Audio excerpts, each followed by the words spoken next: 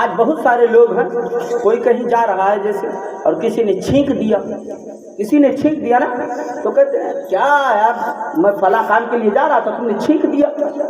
اس کو منحوس سمجھتے ہیں کہ نہیں سمجھتے؟ بہت سارے لوگ سمجھتے ہیں، جبکہ ایسا نہیں ہونا چاہیے، سمجھتے ہیں، اور جس کو نہیں سمجھنا چاہیے اسے سمجھتے ہیں۔ جمہائی جو ہے، جمہائی آتی ہے کہ نہیں آتی؟ جمہائی لینا یہ شیطان کا کاہلی اور سستی کا کام ہے، کاہلوں کا کام ہے۔ جمہائی اللہ کو پسند نہیں ہے، اس لیے حکم ہے کہ جب جمہائی آئے تو کوشش کرو اپنے منہ کو کھلنے نہ دو، اگر کھل جائے تو اپنے ہاتھ سے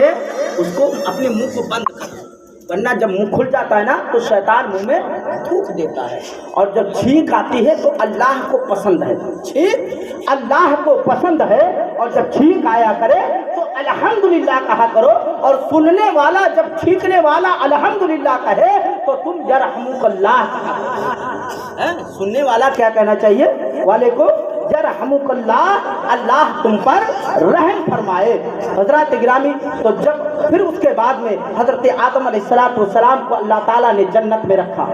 جنت میں حکم دیا رہنے کے لیے، جنت میں رہتے ہیں، تنہا ہیں،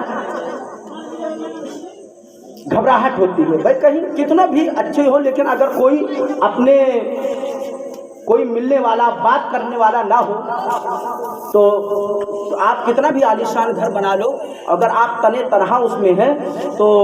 اس میں آپ کو گھبراہٹ ضرور آئے گی۔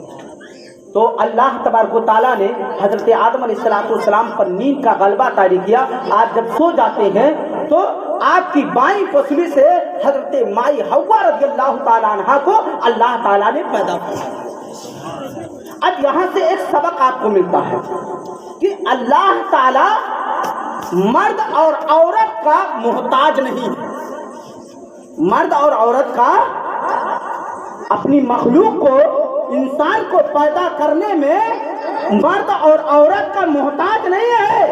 اس لیے اللہ تعالیٰ نے 4 طریقے سے انسانوں کو پیدا فرمایا ہے، 4 طریقے سے حضرت آدم کو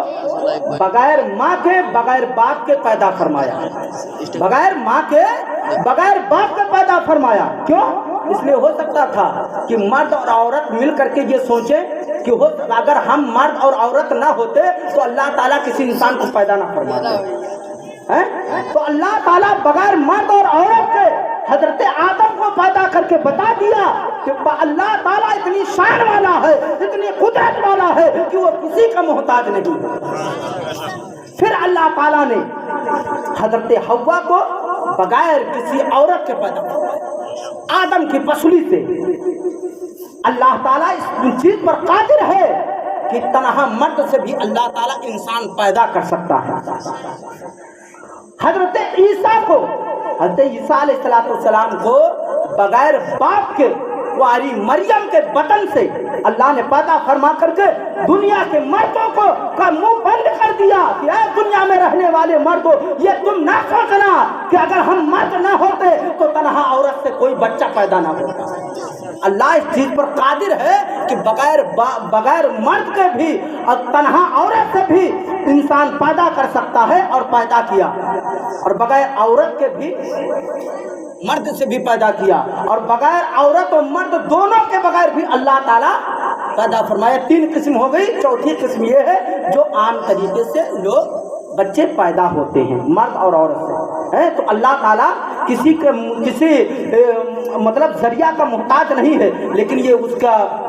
قانون ہے، یہ اس کی شان ہے، مطلب کہ عام طریقے سے انسان۔ پھر اللہ تعالیٰ جب تک خدا نے چاہا دونوں حضرات جنت میں رہتے ہیں، جب رب نے چاہا تو پھر ان دونوں کو جنت سے باہر کیا، جنت سے باہر کیا، زمین پر دونوں حضرات تشریف لائے، اور آنے کے بعد اب وہ نور مصطفیٰ جو اللہ تعالیٰ نے حضرت آدم کی پیشانی میں رکھا، وہ جنت سے نور حضرت آدم کے ساتھ میں زمین پر آتا ہے، نور مصطفیٰ۔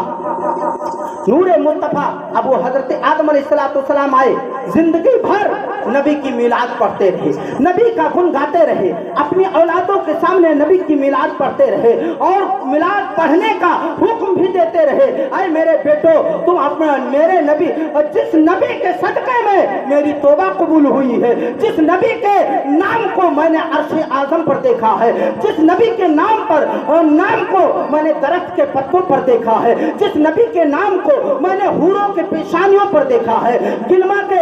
सीनों पर देखा है, जन्नत के दरख्तों में देखा है, जन्नत के दरवाजों में देखा है, उस नबी को भूलना मत, उस नबी का जिक्र करते रहना, उस नबी की मिलाद पढ़ते रहना। हज़रत शीश अलैहिस्सलाम का ज़माना आता है, आप नबी की मिलाद पढ़ते रहते हैं। हज़रत नूह का ज़माना आता है, वो नूर एक के बाद दीगरे मुंतकिल होता रहता है। हज़रत शीश की बारगाह में आपकी पेशानी में हज़रत नूह अलैहिस्सलाम के पास आता है, आपको आपके पेशानी को चमकाता है, फिर वो नूर मुंतकिल होते होते हज़रत इब्राहीम अलैहिस्सलाम के पास आता है, फिर उनके नस्ल से होते हुए हज़रत इस्माइल अलैहिस्सलाम के पास आता है, इसके बाद दीगरे नस्लन बादा नस्लिन होते हुए हज़रत अब्दुल्ला रज़ियल्लाहु ताला अन्हु के पास आता है। और हज़रत अब्दुल्ला मेरे नबी के वालिद गिरामी हैं। हज़रत मोहतरम नबी के हज़रत अब्दुल्ला रज़ियल्लाहु ताला अन्हु की शान ये है कि जिस रास्ते से चलते थे, जिस राह से चलते थे, अस्सलातु वस्सलामु अलैका या इब्ने यानी दुरूद और सलाम की आवाजें आती रहती थी। जिस दरख्त के नीचे बैठ जाते थे हजरत अब्दुल्ला, वो दरख्त हरा भरा हो जाता था। इसके बाद वो नूर मुंतकिल होकर के जब शादी होती है हजरत आमिना के साथ में, हजरत आमिना की शादी भी बड़ी। एक मर्तबा खैबर के कुछ यहूदी आए,